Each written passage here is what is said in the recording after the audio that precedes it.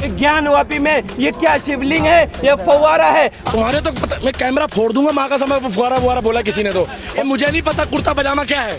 भाई जितने भी मुसलमानों के घर हैं सब मंदिर हैं, ठीक है। आप 2800 की क्यों बातें करते हैं? दारुल देवबंद जैसे इतना बड़ा मदरसा है, वहाँ भी जाकर के आप बोल दीजिए कि वहाँ मंदिर था। और संघीय सरकार, माननीय न्यायालय और माननीय उच्च न्यायालय के ऊपर में दबाव बना रहा है। मुझे पता है कि हो सकता है कि आज के बाद कल उठा के मुझे जेल में भी डाल दिया जाए। मौलाना तुम खुद ही पत्थर फेंक दो जाके, और अपना नाम श्यामलाल बता देना। टोपी मत लगाना, ऐसे दाढ़ी वाड़ी साफ कर लेना। झगड़ा फैला रहे हो तुम खुद अपने मुंह से, तो ऐसा फैलाओ, मगर ये उत्तर प्रदेश में मत करना, क्योंकि वहाँ पर तुम्हारे को वही मुस्लिम भाई मौलाना को पीट देंगे।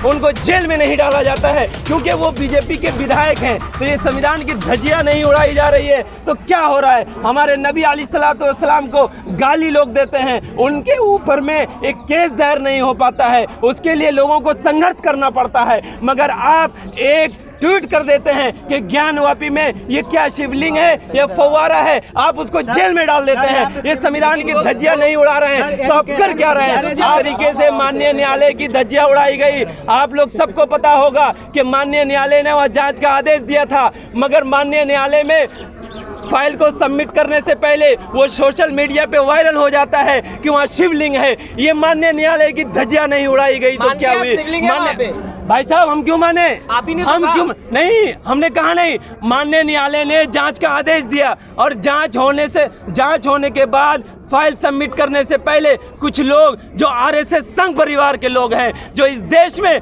लोकतंत्र की हत्या करना चाहते हैं, वो लोग सोशल मीडिया पे वायरल करते हैं कि यहाँ शिवलिंग है। आप हमें बताइए, त्रिशूल के निशान मिले, अंदर मूर्तियां मिली, सारी चीजें तो मिली अंदर। भाई साहब आप बता सकते हैं कि त्रिशूल की जहाँ पे निशान होगा वहाँ क्या मंदिर है? इस तरीके से तो आपको बहुत जगह पे मिल जाएगा। पहले सुनिए, इस देश में पहले हिंदू मुसलमान सब लोग मिल के रहते थे, किसी को कोई प्रॉब्लम नहीं थी, लोग मज़ार पे भी जाते थे। आप सिर्फ ज्ञानवापी को छोड़िए, अजमेर शरीफ में जहाँ हजारों लाखों करोड़ों हिंदुओं की श्रद्धा है, वहाँ पर ये बोला जाता है कि यहाँ पे अच्छा ये था मंदिर था। आप किस तरीके से देख रहे हैं? इस देश में लोकतंत्र की हत्या करके जो सेकुलर लोग हैं उन लोगों को कत्ल किया जा रहा है, उन लोगों को जेल में डाला जा रहा है, उन लोगों को पीट पीट के मारा जा रहा है। आप शिक्षा की बात करते हैं, शिक्षा को देख लीजिए जिस तरीके से अभी ये बनाया गया, कानून बनाया गया है, इस कानून के अंदर क्या गरीब आदमी, या अभी मैं खुद बिहार से आता हूँ, बिहार मदरसा बोर्ड की जो धज्जियां उड़ाई जा रही है, आप एक बात बताइए कि गरीब अगर शिक्षा को महंगा कर दिया जाए तो क्या एक गरीब बच्चा पढ़ पाएगा? जामिया मिल्लिया यूनिवर्सिटी हो चाहे जेएनयू हो, यहाँ बच्चे क्यों टॉप कर रहे हैं? कल एक हिंदू लड़की टॉप की है, क्यों की है? सिर्फ और सिर्फ रीजन ये है कि शिक्षा सस्ता है और वहाँ गरीब बच्चे आकर के पढ़ सकते हैं। जब आप शिक्षा को प्राइवेट कर देंगे, जब शिक्षा में आप उन लोगों को ला करके ठूस देंगे जिन लोगों को गरीबों से मतलब नहीं है, जिन लोगों को शिक्षा से मतलब नहीं है, जिन लोगों को सिर्फ और सिर्फ अपनी कमाई से मतलब है। आप देख सकते हैं कि कोरोना काल में पूरा देश तरमाम कर रहा था, मगर कुछ 2-3 पूंजीपति लोगों की कमाई में और ज्यादा बढ़ोतरी हो रही थी। इसका जिम्मेदार कौन है? इस देश को जिस तरीके से पूंजीपतियों के हाथ में दिया जा रहा है, इस तरीके से इस शिक्षा को भी बेचा जा रहा है। हम युवा कभी भी इस शिक्षा को बेचने नहीं देंगे। हर गरीब को शिक्षा हर हाल में चाहिए, और जब शिक्षा होगी तभी इंसान के अंदर इंसानियत बचेगी। शिवलिंग पर अगर अयोध्या जैसे फैसला कोर्ट का आ जाता है, स्वागत करेंगे?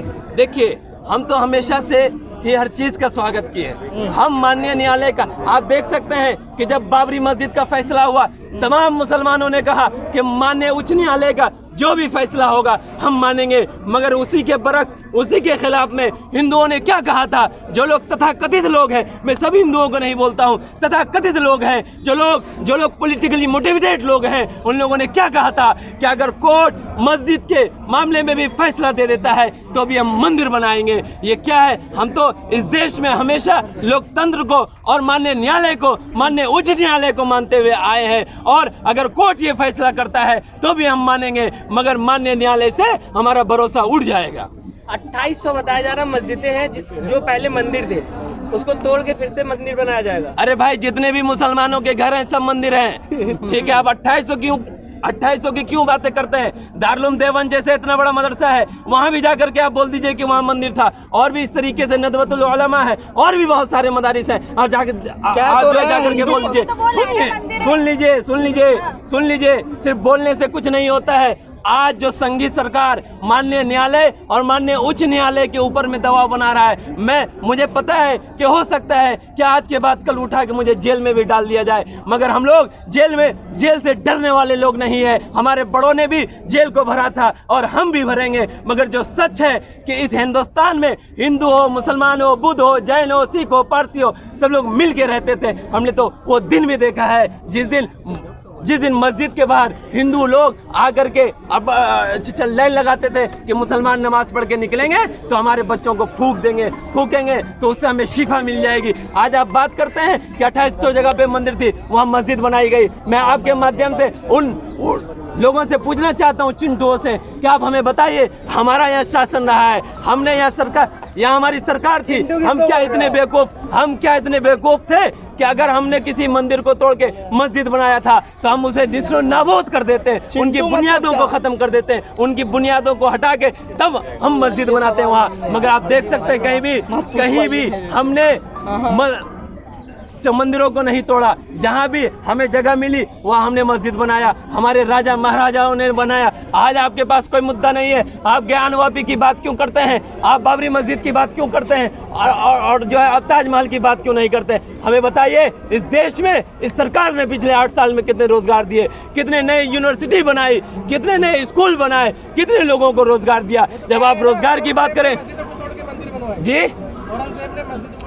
अरे भाई, मस्जिदों को तोड़ के मंदिर बनाई गई, मंदिर को तोड़ के मस्जिद बनाई गई, क्या आपको रोजगार मिलेगा? आप पढ़ाई करते हैं, आपके माँ बाप बिहार से, बंगाल से, उत्तर प्रदेश से अपना धान चावल गेहूं बेच के आपको यहाँ भेजते हैं कि आप यहाँ पढ़ेंगे और पढ़ के आपको नौकरी मिलेगी। क्या आपको नौकरी मिलती है? आज उन लोगों को नौकरी मिल रही है जो पूंजीपति लोग हैं, जो लोग पढ़ लिख के आकर के 10 लाख 20 लाख रुपया देते हैं, उनको भी बहुत मुश्किल से नौकरी मिल रही है। हम युवाओं को मस्जिद मंदिर से हटके हमें नौकरी की बात करनी चाहिए, हमें स्कूल की बात करनी चाहिए, हमें यूनिवर्सिटी की बात करनी चाहिए। आप हमें बताइए कि इस देश में पिछले 8 साल में कितने यूनिवर्सिटी बने, कितनी नई स्कूलों को बनाया गया? आप बताइए, बिहार में स्कूल बनाया गया और उसी स्कूल को 10+2 का बनाया गया। आप हमारे साथ चलिए, मैं जिस जिले से बिलोंग करता हूँ, मैं जिस गाँव से बिलोंग करता हूँ, उस गाँव का स्कूल का छत गिर रहा है मगर कोई माँ बाप पूछने वाला नहीं है। स्कूल में 10 बच्चे पढ़ने के लिए आते हैं, 100 बच्चों का एडमिशन है, कोई पूछने वाला नहीं है।